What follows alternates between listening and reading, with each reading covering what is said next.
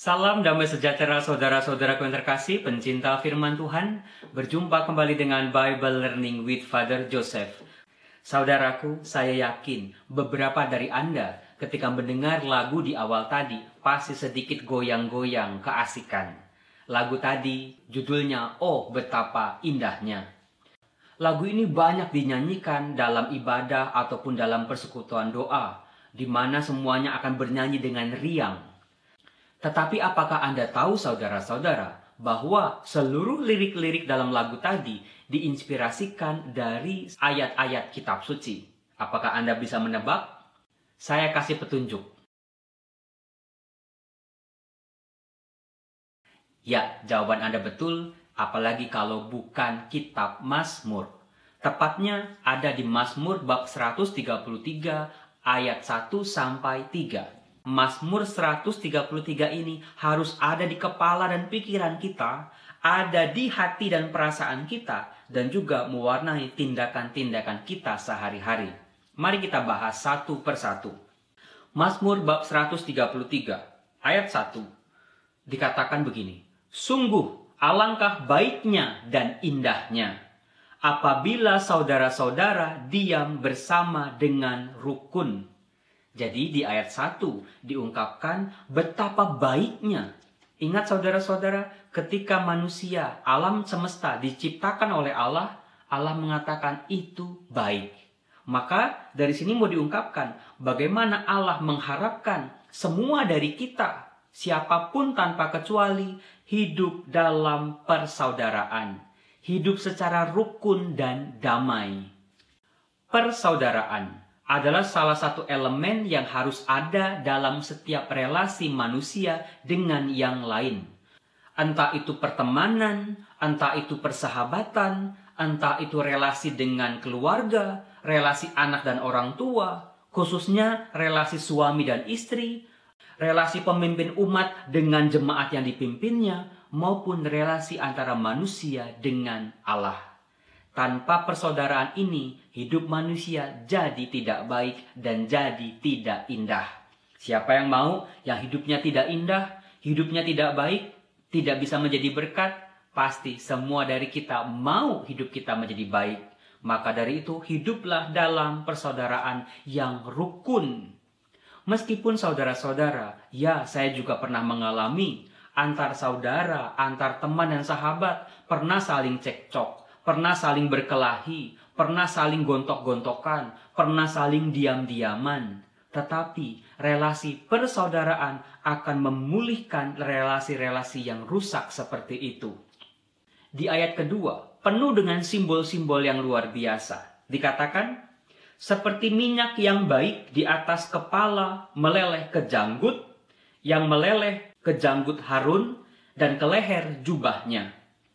Digunakan simbol minyak.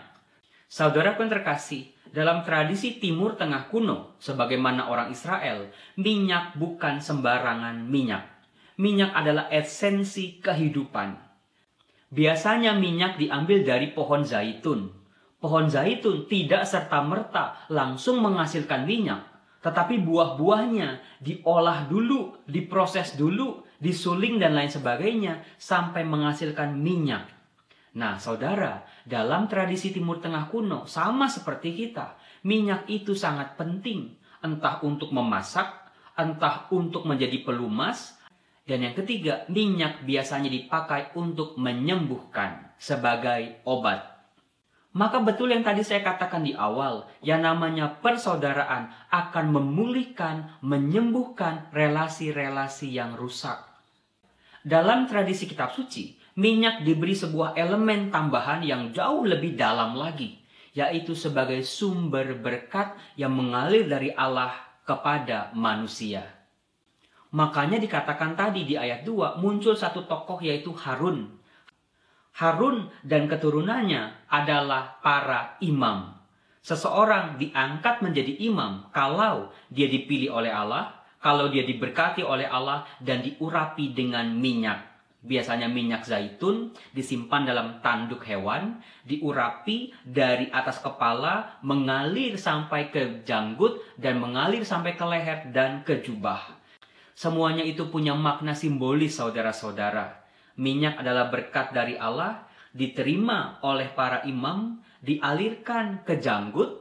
Janggut adalah simbol kebijaksanaan, simbol dari kata-kata bijak, nasihat-nasihat, khotbah-khotbah dan pewartaan.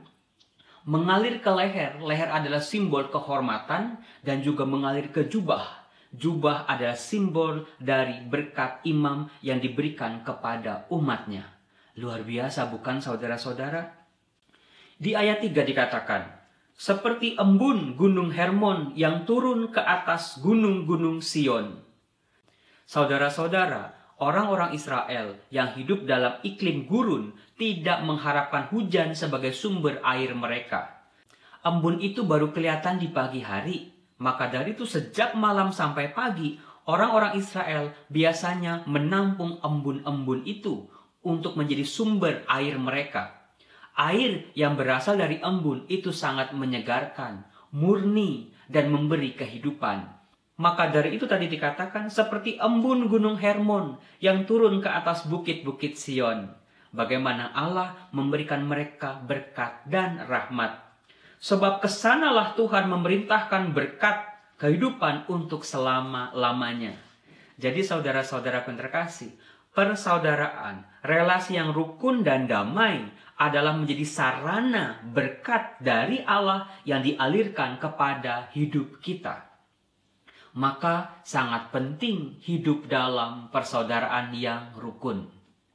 Berkaitan dengan hal itu, saya mau mempraktekkan sebuah trik yang saya lihat di media sosial, yaitu trik menggunakan tangan. Kedua tangan kita, kiri dan kanan, adalah simbol relasi diri kita dengan yang lain. Silakan Anda katupkan kedua tangan Anda. Jari-jari kita adalah elemen-elemen atau hal-hal yang biasanya ada mewarnai relasi-relasi itu. Jempol yang pertama itu simbol kekayaan, harta duniawi. Sementara telunjuk adalah simbol kekuasaan. Sementara yang ketiga, jari tengah adalah simbol ego manusia. Manusia mau selalu benar, tidak pernah mau disalahkan. Sementara jari manis adalah simbol cinta dan kasih yang menyatukan kedua relasi ini. Sementara jari kelingking kita adalah simbol kecantikan, ketampanan, raga manusia kita. Kita perhatikan saudara-saudara. Ada atau tidak adanya harta kekayaan tidak mempengaruhi secara langsung relasi cinta suami istri ataupun relasi persaudaraan. Cinta bisa bertahan ataupun bisa lenyap, bisa putus. Sementara ada ataupun tidak ada kekuasaan, cinta pun bisa ada, bisa bertahan, maupun bisa putus. Silakan Anda coba sendiri. Telunjuknya dimasukin, jari manis masih bisa bersatu maupun masih bisa terlepas.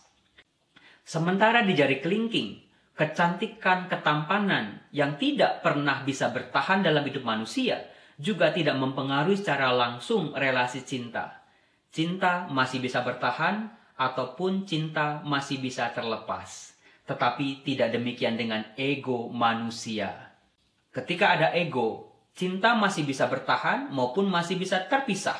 Tetapi saudara-saudara, kalau setiap pasangan, setiap pihak menanggalkan ego mereka masing-masing, cinta tidak akan bisa terlepas. Silakan Anda coba di rumah masing-masing. Semoga relasi kita tidak menjadi toxic relationship, yaitu relasi yang saling menyakiti, saling membenci, tetapi relasi yang mendatangkan berkat-berkat berlimpah dari Allah. Salam damai sejahtera, Tuhan Yesus memberkati kita semua. Amin. Oh, betapa indahnya